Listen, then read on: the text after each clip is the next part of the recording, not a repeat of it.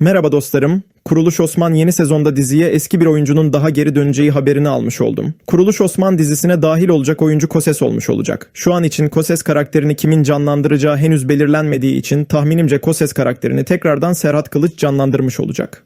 Şu an için Koses'in geri dönüşü kesin olmadığı için maalesef ki kesin bilgiler veremiyorum. Ayrıca bu sezon çekimleri neredeyse tamamlandığı için yeni sezon tanıtımı Eylül ayında yayınlanmış olacak. Bu sezon neredeyse tüm kadronun değişmesiyle dizi yapımı dizinin ismini de değiştirmeyi düşünüyor.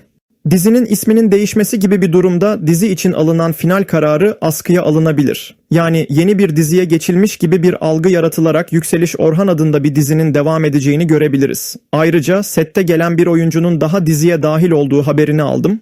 Ancak şu an için diziye dahil olan bu oyuncunun kim olduğunu maalesef ki henüz öğrenemedim. Dostlarım, sizce diziye dahil olacak bir diğer oyuncu kim olacak? Tahminlerinizi yorumlarda belirtmeyi unutmayalım diyerek videomu sonlandırıyorum. Bir sonraki analizde görüşmek üzere. Hoşça kalın.